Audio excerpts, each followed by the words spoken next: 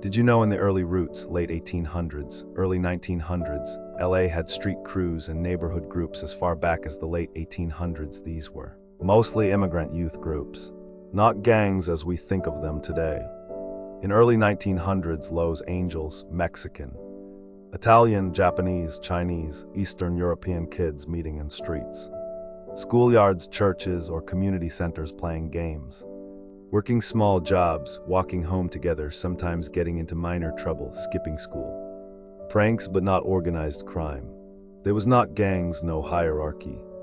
No organized violence, no drug trade. Social groups formed because immigrant kids were often excluded or discriminated against, living in crowded neighborhoods, protecting each other from bullying or harassment. Why people confuse them with gangs? Outsiders sometimes labeled them troublemakers. Some youth groups later evolved into gangs as conditions got worse: poverty, racism, policing. But at the start, they were mostly just kids sticking together. Immigrant youth groups went from that to first documented street gangs, which was in 1920s, 1930s. Some of the earliest known LA gangs: White Fence, Boyle Heights. 1920s, Right Arrow, often cited as one of the oldest continuous gangs in LA. Clanton 14, East LA. 1920s, 38th Street, South Central. 1930s, these groups had names. Territory, rivals closer to modern gang structure. White Fence was a Mexican-American street gang based in Boyle Heights, East LA, active starting in the 1920s, 1930s, and continued later. Widely considered one of the oldest documented gangs in LA. Why the name White Fence? It came from a white picket fence near a neighborhood hangout. The fence marked their territory. Not race. The gang was Mexican, Chicano, not white. Mostly Mexican-American youth, teenagers, and young men from working-class families. Many were second-generation immigrants, grew up facing racism and segregation, limited jobs and schooling, heavy policing of Boyle Heights.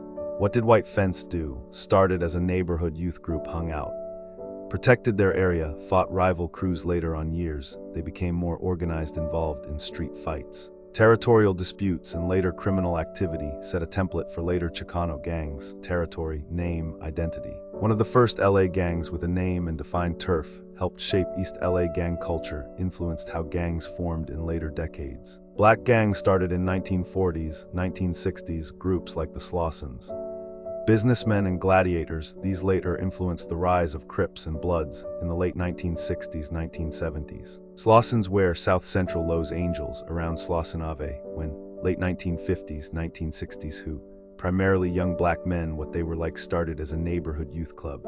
Not a gang at first, focused on identity, protection and pride, strong sense of unity and discipline.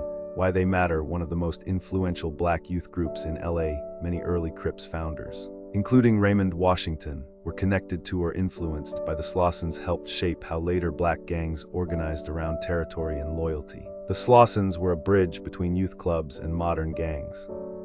Businessmen were South Central LA when 1950s, 1960s, who, black youth, often well-dressed, what they were like, known for clean style dress shirts, slacks, polished shoes, valued respect, reputation and self-image, less about chaos, more about status and order. Why they matter? Showed that early groups weren't just about fighting, influenced the culture, fashion and codes of respect, part of the ecosystem that shaped later gang identities. The businessmen emphasized presentation and respect as power.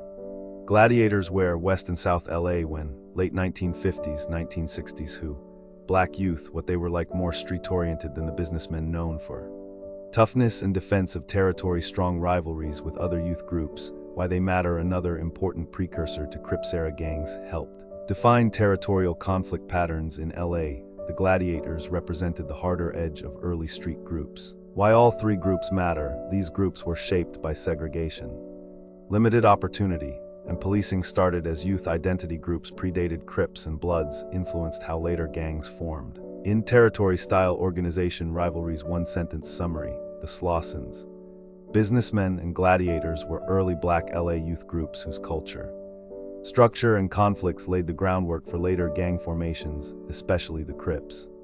Who started the Crips? Founder was Raymond Washington, born 1953. Location: South Central, Los Angeles. Time: late 1960s, around 1969. Raymond Washington was influenced by earlier groups like the Slossons. He wanted to unite neighborhood youth, protect black Communities build respect and identity. The original name was tied to Crips, young kids, later became Crips.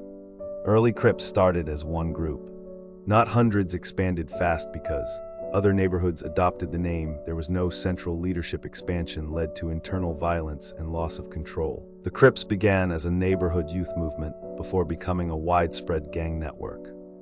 The Bloods were subsequently formed in the early 1970s in Compton, California, as a response to the growing violence of the Crips, with key figures including Sylvester Scott and Benson Owens. That's what they say. But in reality, the Bloods were not started by one single person. They formed as a coalition alliance of multiple neighborhood groups. The Crips were expanding fast. Smaller neighborhood groups were being pressured, attacked, absorbed. These groups banded together for protection. That alliance became known as the Bloods. Key founding groups of the Bloods: Peru Street Boys, Compton. One of the most important founders from Peru Street in Compton. Many blood sets trace roots back to Peru. Other early Blood groups: Brims, South Central LA, Denver Lanes, Bishops, Inglewood. These groups kept their own identities united under the Blood name, shared a common enemy, Crips. Meaning of the name: Bloods symbolized brotherhood, unity and loyalty. Blood equals sign, we're family, we stick together. Crips started by Raymond Washington. One main origin: rapid expansion. Bloods started by multiple groups, alliance-based origin, defensive formation. So is the Crips and Bloods today, 2026, still go by the same code as the gangs in 1970s? The real answer is no, not the same code. The names, colors, and identities survived, but the rules and structure changed a lot since the 1970s. Back then, many sets followed unwritten rules like strong neighborhood identity. Older homies had authority. Fighting was common. Guns were less common early on, more emphasis on respect. Reputation and presence, some limits on who could be targeted. It was more organized socially, even if still violent. What changed? No unified code, no single rulebook anymore. Each set does things its own way. Older rules often don't get enforced. Less structure. Many OGs locked up, passed away, disconnected. Younger members often move without guidance.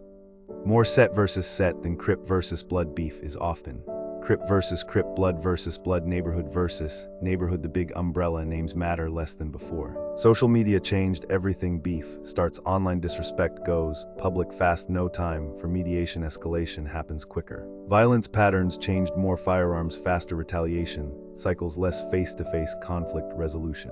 Biggest difference in the 1970s. Gangs followed community-based codes. In 2026, most sets operate independently with fewer rules and more unpredictability. A lot of people inside and outside gangs will tell the old code is mostly gun. The streets are more chaotic, there's less protection, more consequences. 1970s OG led clear hierarchy, some restraint, territory focus, identity-based. 2026 fragmented, loose leadership, territory, online beef, some restraint, less restraint, survival-based. 1970s is big difference than 2026 gang culture. Has you seen what I explained? The street went digital before, reputation spread by word of mouth, disrespect stayed mostly local. Now respect and disrespect happen online. A post, comment, or video reaches thousands instantly. The street is now Instagram, TikTok, YouTube, Snapchat. Clout replaced quiet, reputation old era. Respect came from actions plus history, you had to be known in person. New era, social media, likes, views, and followers equals sign influence. Loud behavior gets attention, quiet respect often gets ignored. People perform for the camera, not just the block. Disrespect became permanent before. Words disappeared, apologies or mediation could happen quietly. Now screenshots, reposts, clips last forever, even deleted posts get saved. Embarrassment becomes public and permanent. Law enforcement watches social media posts get used as evidence, probable cause, intelligence, lyrics. Emojis, hand signs, locations all get analyzed. Self-snitching became a real risk. The old code couldn't survive online rules like no internet talk, handle things privately, respect elders don't translate well to social platforms. Social media turned street culture from a local, controlled system into a global, fast-moving, clout-driven environment with higher risk and fewer breaks. Hard truth, many OGs say the streets got louder. Not smarter, too many cameras, not enough guidance. Don't forget to hit that subscribe button. Thank you for watching and showing love.